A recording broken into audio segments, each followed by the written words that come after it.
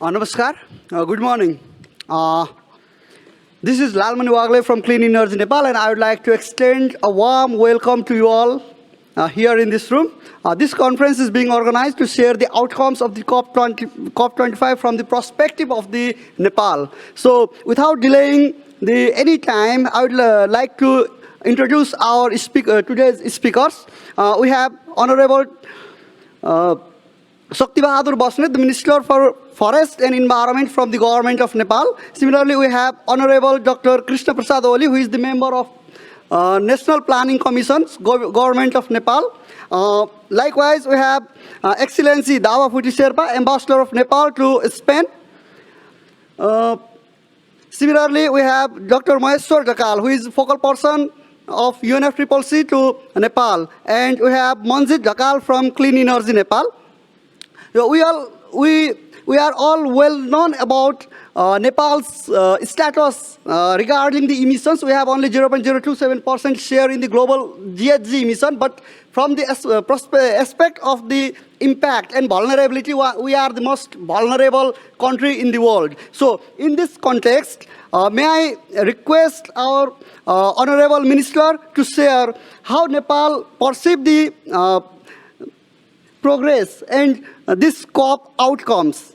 So I would like to request Honorable Minister to share his remarks. Thank you. Good morning and namaste. It's my great pleasure to be here for the climate conference in the beautiful city of Madrid.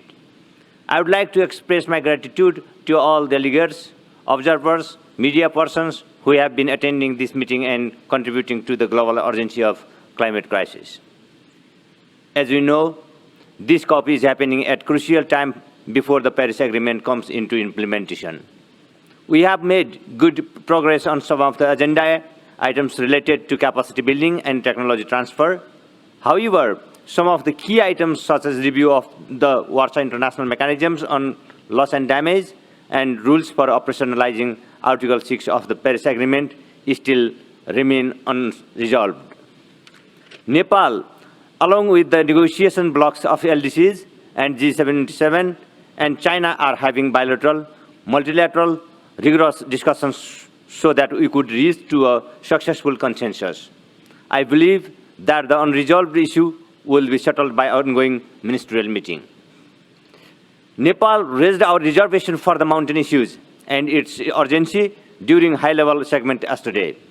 I have mainly focused on the need for special consideration to the issues of mountain communities. Nepal requested parties to make significant progress on the enhanced transparency framework and seek additional financing mechanisms for implementing the Warsaw International Mechanisms for loss and damage beyond existing ODA grant financing mechanisms. Nepal has done reforms in plans, policies, and programs. We have recently approved climate change policy in 2019, which guides climate change adaptation and mitigation for important thematic and cross-cutting sectors. Adaptation is a key priority for Nepal. We have maintained 45% of country's area under forest coverage and 23% of our area is protected.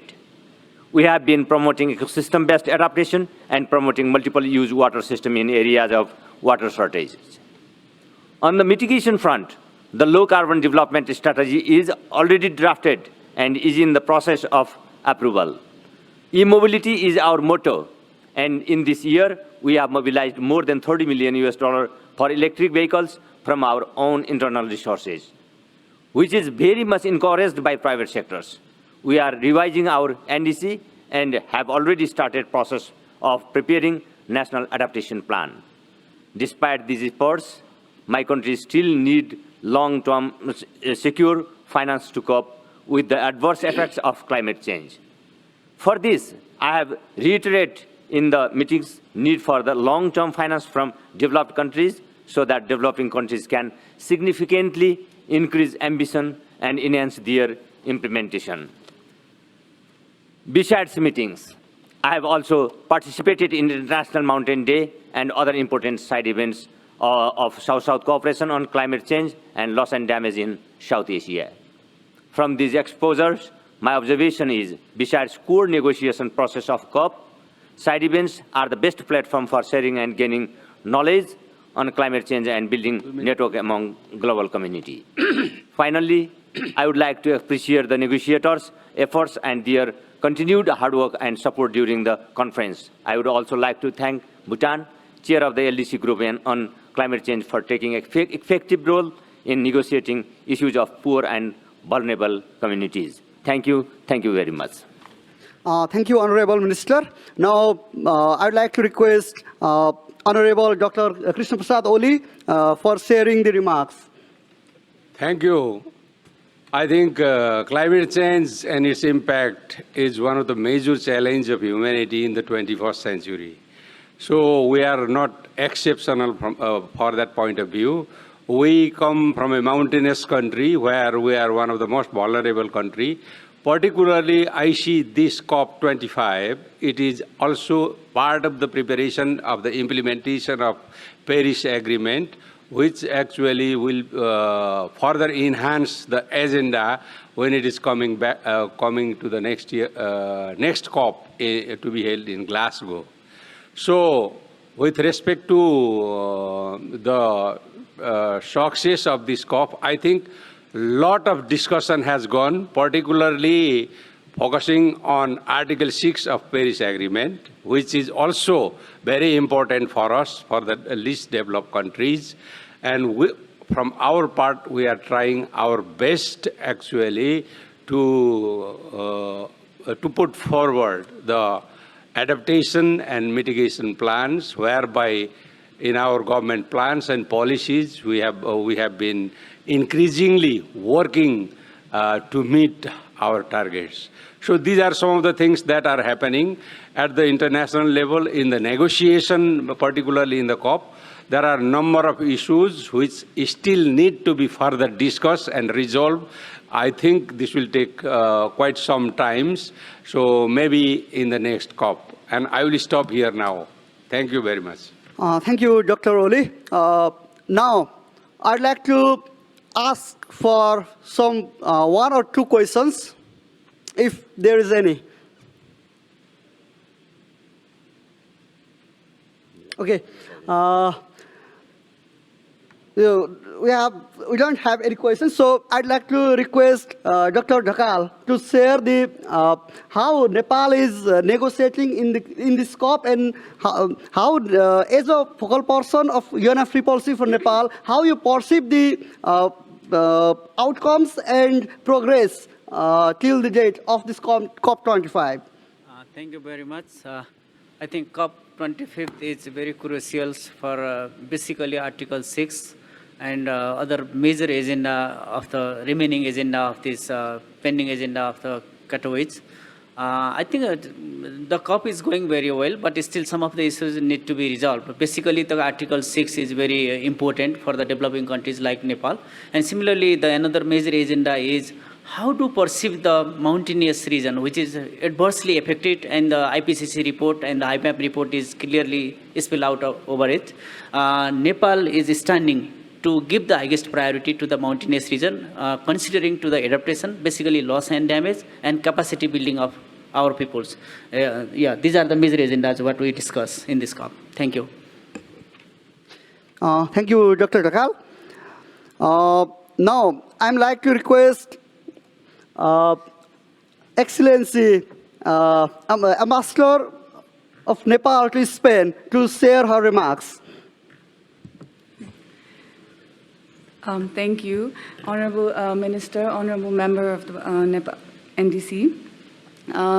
In the last 6 days that I had an opportunity to participate and observe a lot of the sessions here at COP. It was enriching experience to listen to world leaders, activists, climate experts, and youth. And in that observation, what I noticed, there are two recurring themes. The first one is the challenges. The challenges that we face now is that time is running. We don't have time. We have to act now. 1.5 target is too hot for our mountains. But on the other side, the easiest thing that we can do is that we can all come together we can all share knowledge and invest in our youth and share capacity building. So those are the two main recurring themes that I heard, and then it was very enriching and insightful. And I really appreciate our Nepal government delegation's participation at COP and all the negotiations that they have been doing. So I would like to thank you for that. With that note, I would like to end my remarks. Thank you. Thank you, Excellency. Now, without delaying any time, I would like to request Mr. Manjit Dhakal to share how Nepal's civil societies and vulnerable people can benefit from the outcomes of this COP. Thank you very much. We are here at the last second day of the COP, a very important moment. The way the final decisions are being finalized in terms of preparation of Nepal. Before we came for this session, the government, with a very inclusive process, formalized the status paper for Nepal for COP25, and we have highlighted our priorities that we just heard here. In terms of moving ahead in this last 2 days, the way the process is moving forward, I think it's very important to take forward how the multilateralism get strengthened, even though we don't finish all the job here, how the process move forward so that the voice that the civil society and the youth are demanding, and the movement that we see here recently, yesterday and the day before, that can be acknowledged, how the connection between the science and the actions that are happening inside the room in the negotiation can be breached so that we achieve the targets that we have set in the Paris Agreement, and the vulnerable countries like Nepal can have a sustainable future, also maintaining its pathway in terms of development and also the sustainable development path. Since we don't have much time, I really appreciate the participation of all the media representative and all the delegates here for your valuable time and attending this conference. Thank you.